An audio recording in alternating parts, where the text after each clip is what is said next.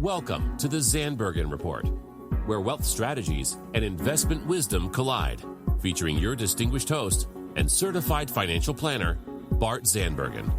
Welcome to our show of Wealth Makers and Dream Makers. We are thrilled to be back in the studio today with a new episode of the Zandbergen Report. As your host, I'm proud to bring in the movers, shakers, and difference makers who are passionate about sharing what they have learned and what you need to know today.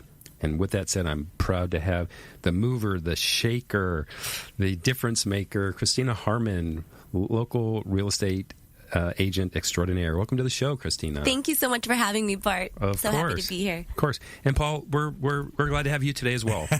Okay, I just slipped in there, right? We have Christina and Paul. Christina, that's right. So, Christina, let's tell the audience a little bit more about kind of you, what you do, who you serve, and then we'll get more into on the fundamentals of real estate. So, how did you get to be this amazing real estate agent that you are today? Well, Bart, I guess you could say real estate is kind of in my DNA. I've been showing property since I was maybe 5 years old. My father was a broker in the Palm Springs area in the 80s. And it's kind of all I knew most of my life. So, some of the things that stuck out since I was a wee girl was those long-term relationships that my father would have for 35 plus years. Yeah. And that was very attractive to me. I think it was just such a holistic type of relationship on sometimes their biggest asset, but also the place in which they lived and built their reality. So a lot of that was always attractive to me, and I just always saw myself in that role. Yeah, okay. Have you done it? Obviously, you weren't selling real estate at age 5, but did you have any other career as an adult, or you went right into real estate?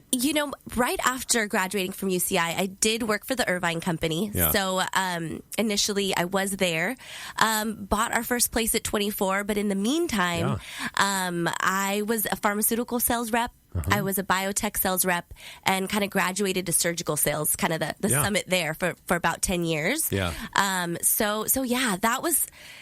I actually started in real estate, but I felt like unless I had bought my own property and was in the position to really remodel and renovate like I eventually did, I wasn't completely ready to make it my entire world. Yeah. So I chose, the art of sales and connecting, which was medical sales, for a large portion of my 20s in Los Angeles. And as soon as I had the opportunity to come to flip a home in Orange County, I thought, God, this is the kind of market I could see myself in the long term. Yeah, that's great. And that's when it began.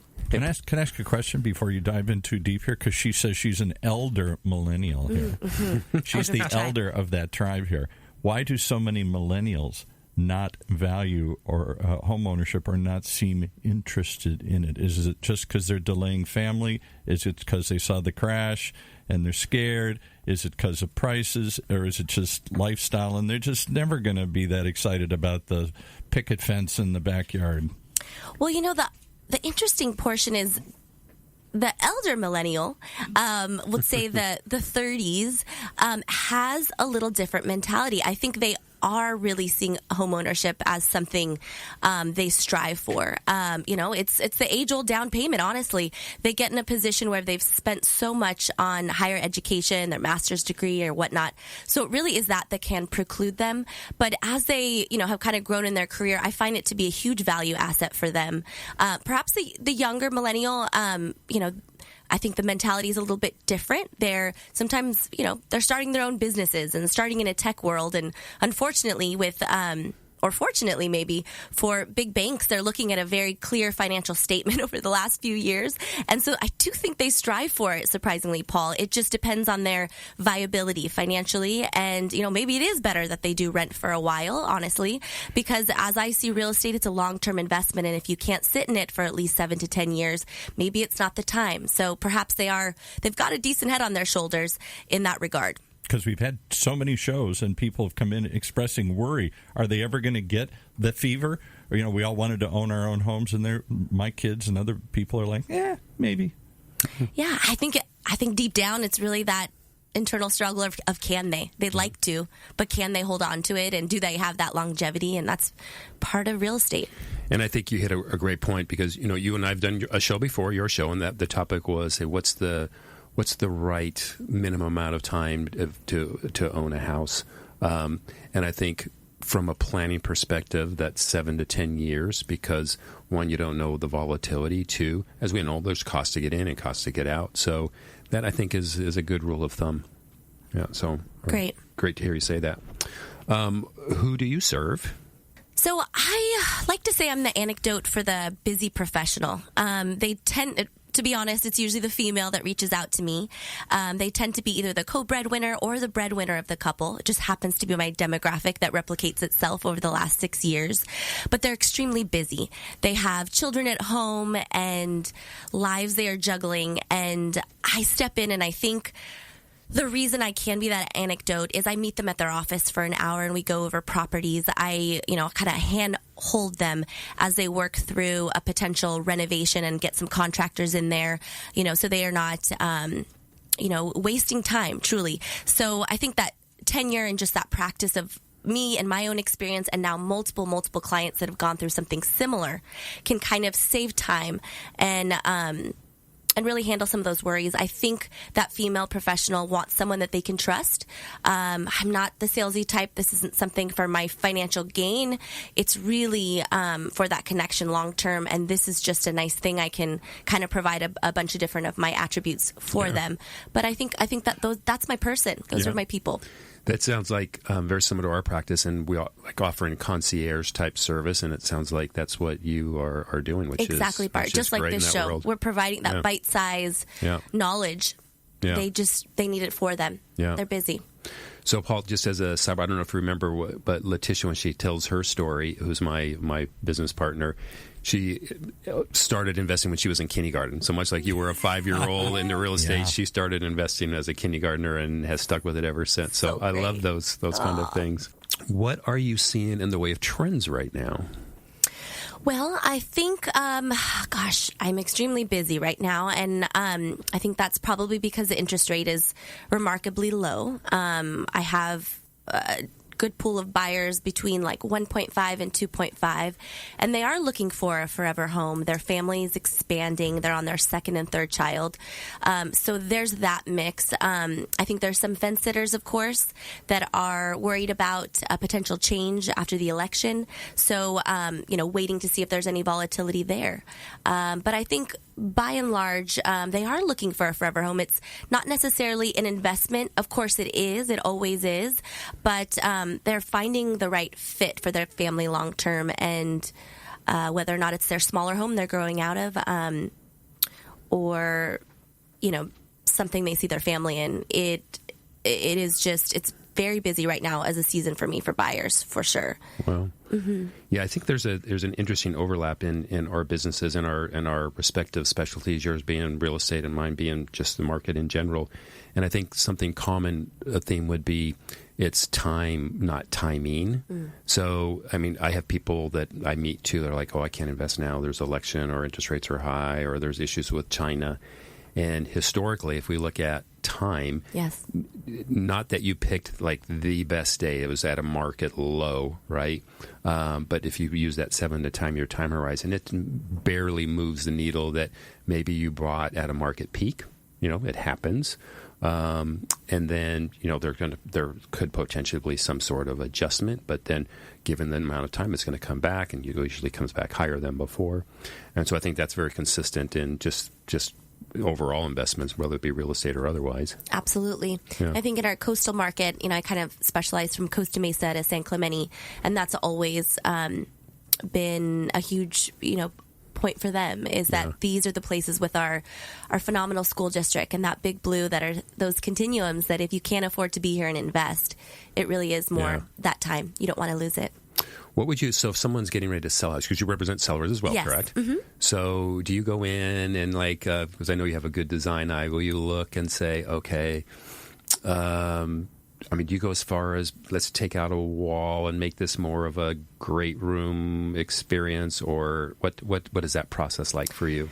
It really depends on the seller and their style. Yes, we've done that, absolutely. And it depends on timing again. my clientele, they've got these young children at home, so sometimes that's not doable. No. So they'll almost pay the quote-unquote convenience tax or convenience concession, if you will.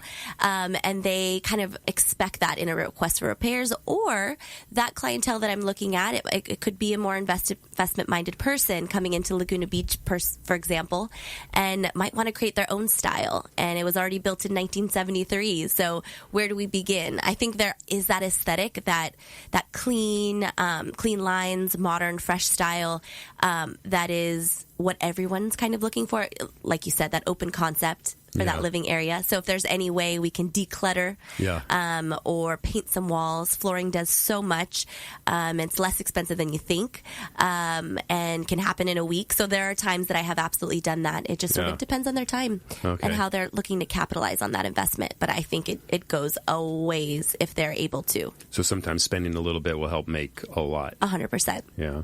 And then just generally speaking, what are people looking for? Now, what is the style, if you will, well, either interior or exterior? We talked about the openness, but is that a thing? It's a thing, that open concept. And kitchens, kitchens and bathrooms still sell. A good portion of buyers just don't have the time to renovate. So if you are a seller and looking to do that, they love the quartz countertops, which ironically is cheaper than granite, cheaper than marble. And, you can really resurface things fairly quickly. In my time in the industry, I've watched kitchens be remodeled in 4 to 6 weeks. Renovations happen truly very quickly. It took me a while to find those teams, but I love to share those resources because, yes, it's that gray, white, clean, modern, more contemporary style.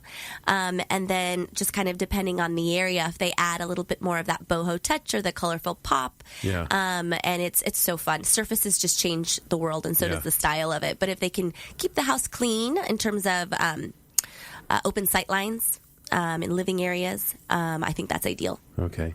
I'm going to play devil's advocate here for a second. So is there a risk for someone, and maybe I'm probably answering my own question, but if they said, okay, I want to sell my house, I'm going to remodel, let's say, the kitchen and the bathroom, but what if the style isn't a buyer is going to have a style that they're looking for, right? So, there is a potential that they remodel and the buyer's like, oh, the house is great, but I wanted, X style instead of Y style. It's true. So, but I would think that the answer is just keep it as clean, generic as possible with good products, and then try to appeal to the masses. Exactly. I think a fresh coat of paint goes a long ways. So sometimes even just aesthetically and the fresh smell, like those things, and a white surface you can't go wrong with. And just try to keep it as up to date as you can in the last 10-year trends. Again, like financial trends are also those style trends. So if we can kind of stay on trend for that sale. And just some of those things when people walk in the door, it typically is those surfaces, the paint, the ceilings, the flooring that can really. Is that the lifespan of a design? Is it about 10 years? They say it's about 10 years, that tempo. Mm-hmm. Yeah. But then, of course, we see these amazing mid-century moderns come to surface that are incredible. And I'm sure everything now, in 10 years, we'll want like the mahogany cherry floors again. But the avocado green and orange that Paul has in his house may not be. I like that. You're laughing, but she lived in Palm Springs. Look at how those things have come back. I literally was going to say that, Oh, Paul. my goodness. That's stuff they were throwing away 20 years ago and laughing at it. Now it's the hottest thing around. No, go to Colony and go to some areas in Palm Springs, and that is quite on trend. I actually love the color. And I think it looks beautiful with a white oak and good clean lines for mid-century. So I got you, Paul. You're in style after all. If you hang in there long enough, it all comes back. Who would have thunk?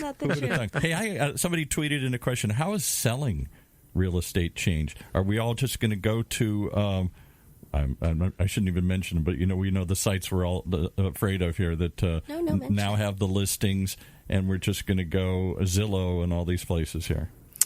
I get asked that question a lot, and I think it's a great question because on paper it sounds like a 1% transaction charge is the way to go. But really, when you come into, the financial repercussions of your biggest investment, and just the service aspect, but also I can tell you numerous occasions in areas like Corona del Mar where listing agents, unfortunately, will not choose that offer when they are represented by a Redfin or a Zillow.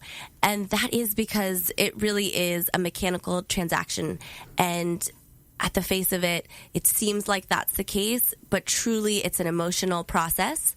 It's so much more thorough from a legal perspective and financial perspective. So there are, I have seen it so many times, and it's such a disservice. I notice on both sides, really, because there's so much fault in it. And I could talk for days about it, but the other thing I've seen the is lack of concierge too. Yes. Oh, absolutely. Because it's something you only do once, Exactly. a couple times. I don't know, but Bart buys and sells them like candy here probably. but I've only owned I think 2 houses in 40 years or something. It's the biggest transaction for most people. Yeah, It's so true. And what you notice from a negotiation perspective that we save you from knowing just a relationship with other agents, especially in an area like this, to, like we said, all the other factors that can kind of come into play from a concierge level. You're saving so much more money, and you have no idea what you're getting into, especially in an older home. If you don't have the right due diligence, after I leave Bart here, I'll be going to a property where, we will have a lengthy termite inspection and a physical inspection, and the people that I use and have been in the area for over 25 years, they find things you wouldn't imagine, which would save you, countless dollars. So that's not something a Redfin or Zillow agent would be able to do transactionally. So, are you doing real estate as a quote-unquote investment, like second or third properties for people as well? Do you see a lot of that in addition to, obviously, primary residences? I do. It depends, of course, on the tenure of the client. Right now, I'm just immersed in the market that is first and second-time home buyers. Of course, their first home tends to be $1.5 million, which is spectacular and great on them. But it does seem to be that. I have a divorcee currently in San Juan Capistrano that's looking for her, fifth and sixth investment opportunity. So it's kind of across the board. But by and large, I would say I'm a first and second time home buyer, space currently for that. Elder Millennial. Yeah. Busy professional. The Elder Millennial, Paul. The Elder Millennial. Here's another one that we hear all the time in here. Are we in danger in Orange County of becoming one big leisure world as millennials choose to move elsewhere or cannot afford to live here? Our own kids can't afford to live here. Oh, gosh.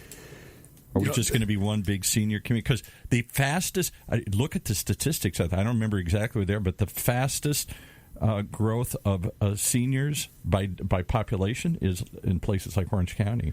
And you look at Newport Beach, it's like 35% of people over 55, 60 years of age. And growing. I mean, logically, there's some sense to that, right? Because the older you get, when you're like Paul and you're sitting on millions, you can afford that's right. you can afford a more expensive house versus the millennial or older millennial who are trying to save up for even a down payment. So there's some logic to that. And I do remember there was some presentation in Laguna, and there was a proposal for some multifamily living, and the concern was that the only people that are going to be able to afford that are going to be the elderly. It's an interesting question. Overall, just speaking of Laguna, where we happen to both live, and even Orange County, I don't see that.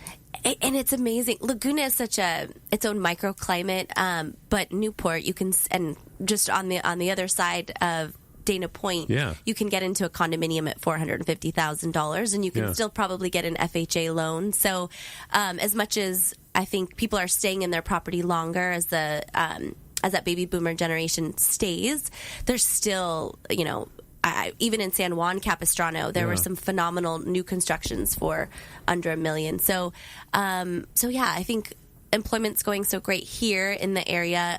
People are coming here, especially with tech, and I can definitely speak from. I went to college here, and most of my friends are either from here, or USC, and they all want to come back here and raise their families. It might not be the 20-something, but I think the 30-something that ran to LA to begin their career like my husband and I did, they want to come back here and raise their family and go to the great schools. You know, we don't always have to put our children in private schools. We can save there. There's a lot of great things about Orange County. So in my experience, you know, it's definitely it's broadening for that 30-something crowd for sure. So if you guys aren't worried about the graying of Orange County, how about the high rise of Orange County? You know, there's such fights about where else do you go but up? And are we going to become San Francisco? Are we going to become Manhattan? Are we going to end up like that? You're not going to have a backyard anymore, but you're going to have a Starbucks at the base of your building here. Is that where we're going? We have seen a lot of that. Irvine. Irvine, Yeah. Laguna Niguel. I know we're talking just local areas right now. Right. But Laguna would be one of those cities that would just fight that. I mean, Huntington Beach did. And there's no way that's ever going to happen. Right. But if they're selling, that kind of that's the opposite to the grain, because those are going to be more probably affordable, right? And maybe that's how the millennials are going to have their first home ownership, right? And maybe, I mean, is it a trend that's here to stay? I know Anaheim by the stadium, it's a big thing. Santa Ana. Oh, yeah, absolutely. Dana Point. Look at Dana Point. They're putting lots of density downtown and around with the multifamily. Yeah, right around the whatever that street Lantern is. District. Yeah, exactly. I thought those were all commercial, but could be. But do you run across those? You sell them? Do you buy them? I do run across them. Taylor Morrison, some of the new constructions that have kind of by Hoag Hospital, and I agree. I think that's a great starter property. I sold one at like $700,000, and they're stone's throw from the ocean. So I could see that, Paul, that's definitely where that younger millennial's going. And as you know, they value experiences over things. So the fact that they're in the area and close to things to do, like the Lantern District that you mentioned, they want to take the trolley to the craft house and have a good time. I'm sure there's people listening right now that are outside of California who's, like you said, $700,000 for this condo in Newport. Yeah. They probably have a 5,000 square foot, 5-acre house somewhere in the Midwest. We're jealous. For that money. Right. For real. So great. It's true. But it seems like somehow living in Orange County is going to change, and I'm not sure we're really planning for it. It's just sort of happening because there is no place else to grow. Affordability continues to be an issue, and yet tons of people want to still come here. And I just wonder what it's going to look like 20, 30, 40 years from now. Here. You're going to have to hang around long enough, Paul, to see. I plan on. I like to tease Paul a little bit on the show. I'm going to be the elder baby boomer.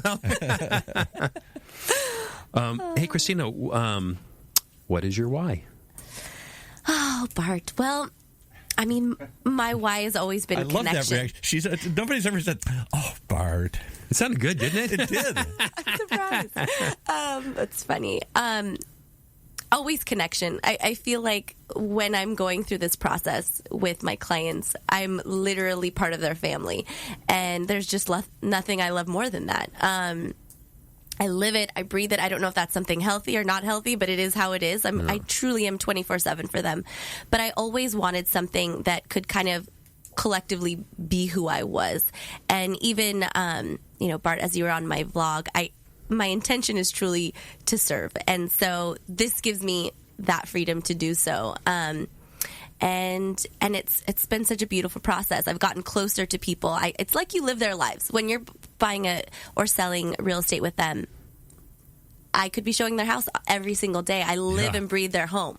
I live and breathe their family. I live and breathe their nap schedule, their work schedule, their promotion.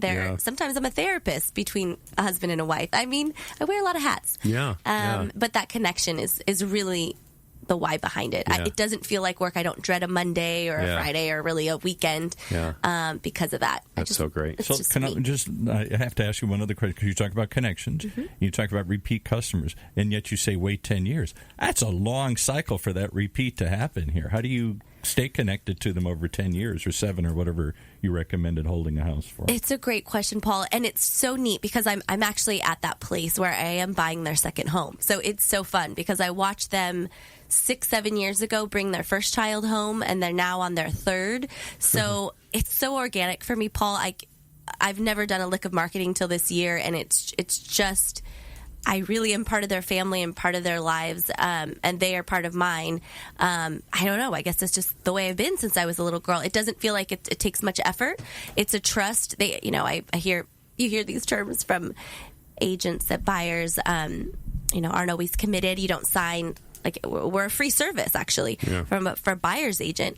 But they always retain, because I think I'm able to kind of offer that to them. And for whatever reason, they have stuck with me on their second turn now, 7+ years later from when I began. That's great. So that's just a blessing. I think it's a testament to how you do business and the relationships you develop. So good for you. Good for you.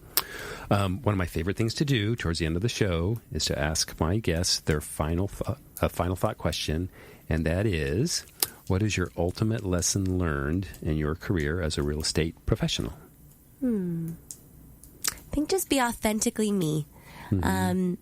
There are, I've worked in teams and groups, and at the end of the day, when you're true to yourself, my dad would always say, be yourself and you can't lose. Yeah. So I'll leave with that. Be yourself and you can't lose. And I don't have the nerves. I don't have the, I'm not pretending to be someone I'm not. If we click, it's great. If not, that's okay too.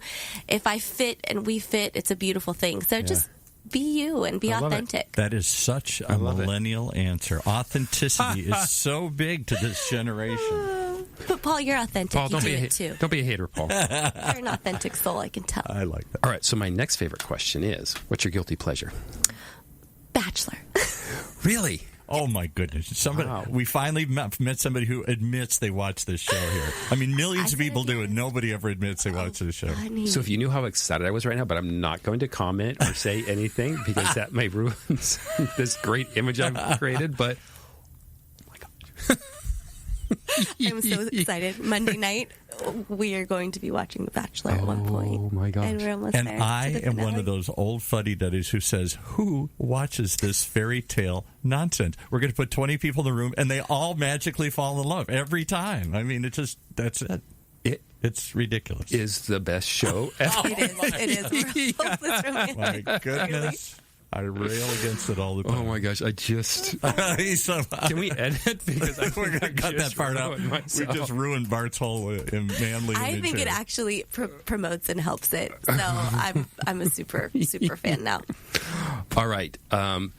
Got hot in here. So we're gonna... Wow, we went to a place I didn't think we'd ever visit here. Be careful what we ask. That's right. So anyway, Christina, thank you so much for being on the show. Thank you for sharing. Thank you for sharing to how you do your business and the trends. And I think it's going to be of some great value. So thank you so much for coming in. Thank you so much for having me. It's my pleasure. And I want to thank everyone who has tuned in. And we look forward to being back in studio next week. Cheers. Tune in next week for the latest edition of the Zandbergen Report, Tuesdays at 2 p.m. Catch up on our recent shows by visiting bartzandbergen.podbean.com. The Zandbergen Report is also available on iTunes, iHeartRadio, and Spotify. Interested in being a featured guest on our show or have a question you'd like to hear us answer? Email podcast@bartzandbergen.com. Bart A. Zandbergen, CFP, and Letitia Burbaum, AIF, are registered investment advisors with Optivest Inc. and registered representatives with Gramercy Securities Inc., member FINRA and SIPC. Investment advisory services are offered by Optivest Inc. under SEC registration.